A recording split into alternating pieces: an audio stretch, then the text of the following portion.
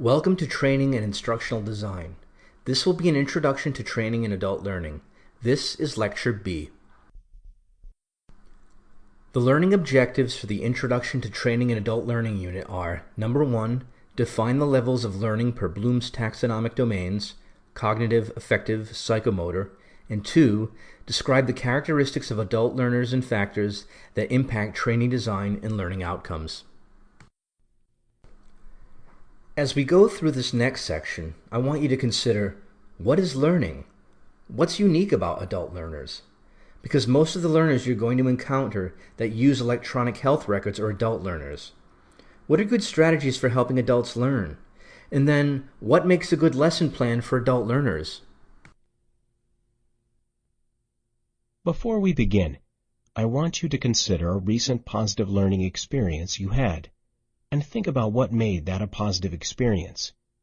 So pause the slideshow and take a minute to think about this question.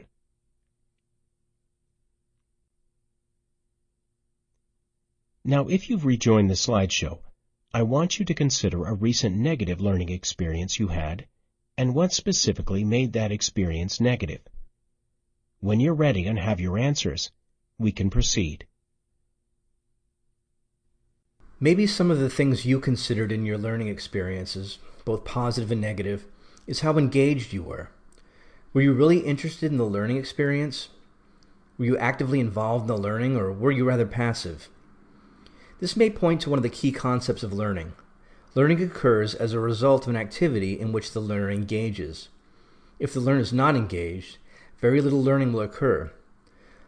But what makes adult learners different than children? Do we need to change the way we do our training when we're training adult students versus what you may have experienced back in school? Well, here are some of the characteristics of adult learners. We'll discuss each one in more detail. Adults want to be actively involved in their learning, and adults have a broad base of experience which they can bring to the classroom. Adults want to learn what is important to them, and they'll want to apply that learning immediately back in their job and in their own life. So the learning needs to be relevant to the needs of adults and to help them solve problems. But we also have to remember that, as you know well, adults have busy lives, many responsibilities, and limited time. When entering into a lot of learning experiences, adults can choose whether they want to participate or not. But you may also want to consider that adults often resist change. Adults fear failure. Adults can be learners and trainers, and adults have different learning styles. You're going to encounter a lot of resistance, a lot of fear of failure, and a lot of different learning styles in a healthcare environment, and we'll explore some of these in the next few slides. Before we move on, we want to discuss one of the important topics of adult learners.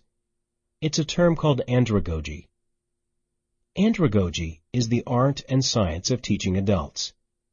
Malcolm Knowles, in 1988, is the educator who is attributed with developing this term. So let's look at some of Knowles' principles of adult learning and andragogy. The principles that Knowles put forth are: adults must be partners in the learning education plans and evaluations. Adults learn experientially based on positive and negative experiences that they've had in the past. The material that's presented to adult learners must be relevant to the learner. And problem-based learning is more effective than just content-based learning, or memorization. Remember, we also discussed that adults are pressed for time. They have jobs, families, communities that are competing for their time as a learner. Adults are goal-oriented. They bring their previous knowledge and experience to the classroom. They may be interested in aspects of the course or content that is directly relevant to them. And finally, different people also have different motivation levels when they come to the classroom, and this affects their goals.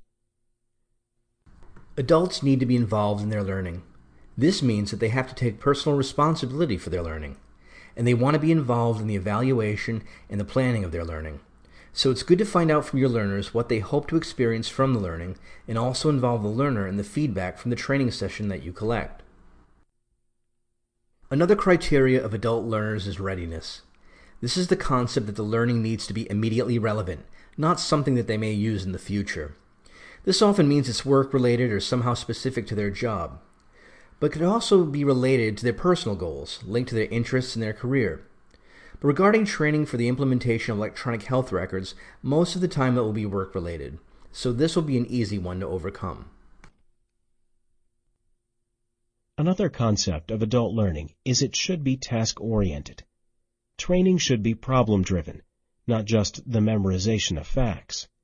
So when presenting training for electronic health records, it's helpful to base the training in actual clinical situations. And adults need to be motivated.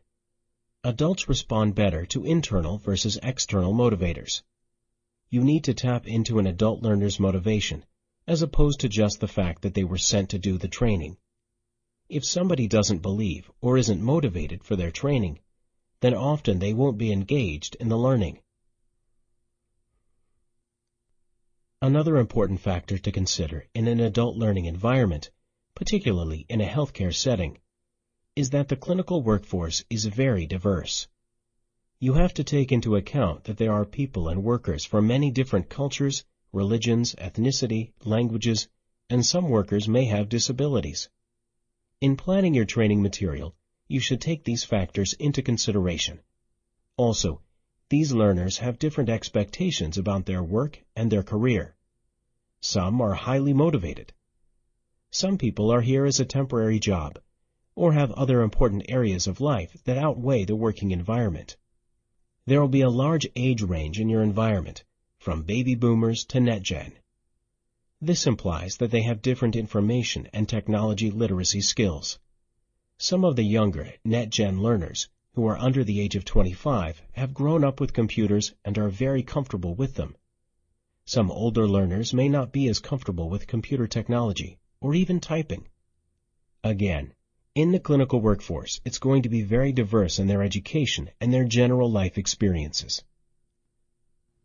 Adult learners also have different learning styles. Learning style is a learner's preference to a method for learning. These aren't exclusive, and it's really considered a preference. There are visual learners, auditory learners, and kinesthetic learners. Kinesthetic learners are people who like to learn by doing, assemble an object. Visual learners learn through seeing. These learners need to see the teacher's body language and facial expressions to fully understand the content of the lesson. They tend to prefer sitting in the front of the classroom to avoid other obstructions.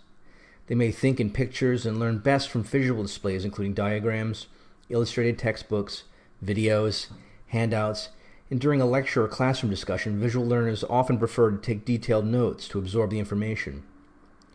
Some people are stronger auditory learners, and they learn through listening. These people learn best through verbal lectures, discussion, talking things through, and listening to what others have to say. Auditory learners interpret the underlying meanings of speech through listening to the tone of the voice, pitch, speed, and other nuances. Written information may have little meaning until it's actually heard. These learners often benefit from reading text out loud or using a tape recorder. Then there are kinesthetic or tactile learners. These people learn through moving, doing, and touching. Tactile persons learn best through a hands-on approach, actively exploring the world around them. They may find it hard to sit still for long periods of time and may become distracted by their need for activity and exploration. There are several sites on the internet where you can take your own learning inventory. Another basic concept to consider before we get into further units in training and instructional design is Bloom's taxonomy. This is a detailed picture showing all the different levels of Bloom's taxonomy, but we'll just focus on a few of them. Bloom's taxonomy is a classification of different objectives that educators set for their learners. These will be helpful when we develop learning objectives in another unit. This was developed by Benjamin Bloom in 1956.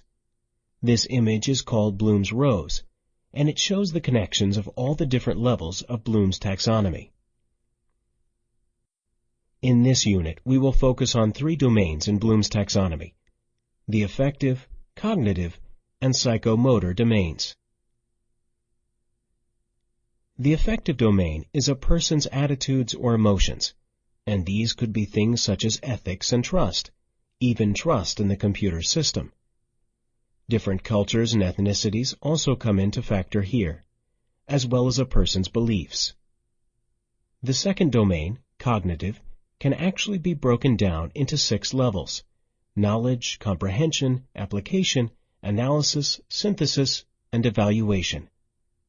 Knowledge is actually memory of previously learned material, recalling facts, terms, and basic concepts. Comprehension moves a little higher to understanding of those facts and ideas by organizing them, comparing them, translating the facts and ideas, interpreting, giving descriptions, and stating the main ideas.